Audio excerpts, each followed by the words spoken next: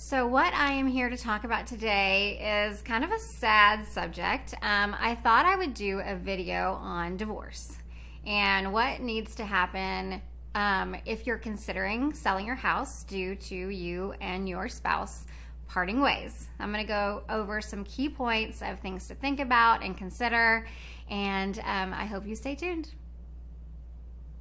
All things real estate and all things real estate.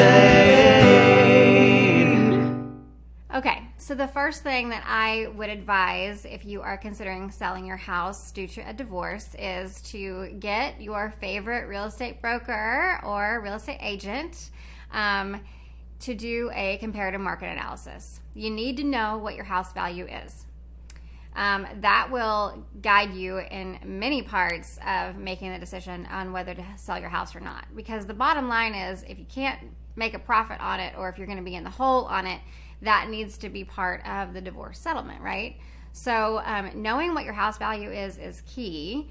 So I would say your first phone call with a divorce, if it's, if you have to, is call a divorce attorney. And then if you're considering a house sale, your second call really does need to be to your favorite real estate broker or your favorite agent to get an idea of your value. So the second thing is related to that value. You really need to consider what condition your house is in and what needs to be done if you decide to put it on the market. And that needs to be figured out between the two parties as to who's going to do those and condition improvements and how that is going to be paid for. Those are two really important things to think about. That's another reason it's really important to call a real estate broker or agent before you decide with your attorney that you're definitely going to sell, because there are certain condition things that this happens all the time when I go meet with sellers, that they think, oh, I've got to do this and I've got to do that and I've got to do that, and I'm sitting there saying, no, you do not need to do that, you need to do this, or you don't need to do anything. So the second thing here that I want to talk about is condition. And, if you need to make improvements, who's going to pay for that and how that's going to be paid for if you are looking at selling a house during a divorce. The third thing in a divorce situation is to really be sure that whomever you choose for your real estate broker or agent is someone that you both feel comfortable with. It's a bad idea to hire an agent that you feel like is going to give preferential treatment to one side or the other. I know when I represent people in a divorce situation, I try so hard to make sure that I am giving equal time and effort and attention to each of the spouses.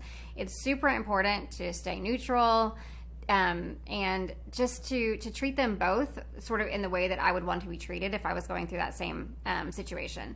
So if you are meeting with real estate agents and brokers and you're getting that vibe that you feel like one of them is going to sort of prefer your spouse over you, I think it's important to find someone who will be neutral in the process. And I would just ask that question point blank.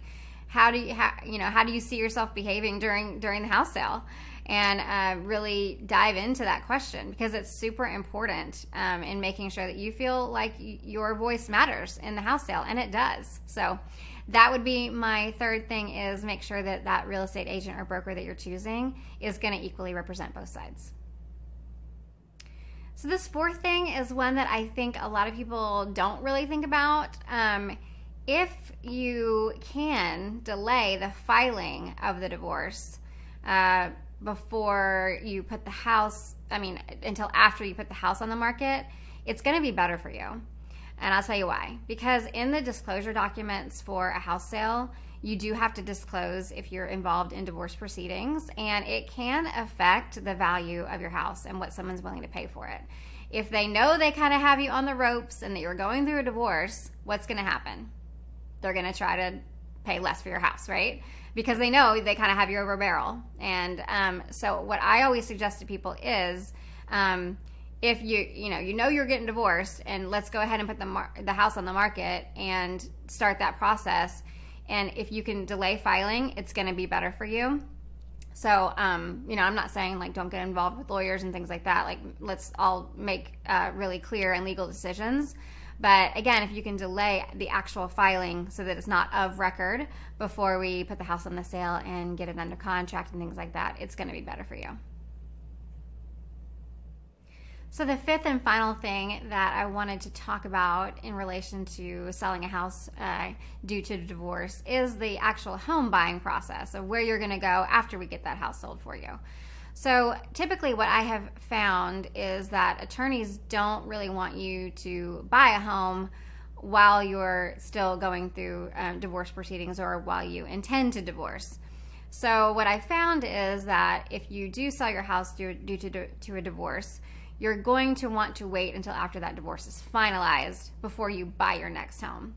That can lead to some transition concerns, right? Because if you're living in the home and you need to, have that time in between for the divorce to be final before you can buy, you may end up having to move to an apartment or an Airbnb or something for that process to take place. So that is something that we're going to want to discuss and talk to your divorce attorney about the timing of getting a new home bought for you if you do have to sell your home during divorce. So those 5 things are kind of the nitty-gritty basics of selling a home due to a divorce. And it's a sad situation for everyone when there's a lifestyle change like that. But I think the bottom line is to make sure that you're making the right decision as far as selling the home. That you're going to have some proceeds, that you have everything sort of lined up and in place, and that you feel comfortable with who's representing you and those kind of things. Those are all really important because selling a home is stressful enough, and the divorce aspect just levels it up from there, right? So I really encourage you to call that divorce attorney, but also call the real estate agent and get your ducks in a row before making any big moves. No pun intended. And if you need any more advice or would like if you're not in the Dallas area and you can't call me directly, if you'd like a referral to a good real estate agent in your area, you can always get in touch with that too. And I hope to see you next week on another edition of All Things Real Estate. And if you would, I'm going to ask you to subscribe. I would really appreciate it. And I will see you next week on another edition of All Things Real Estate. Thanks for tuning in. Bye-bye. All things real estate and all things real estate.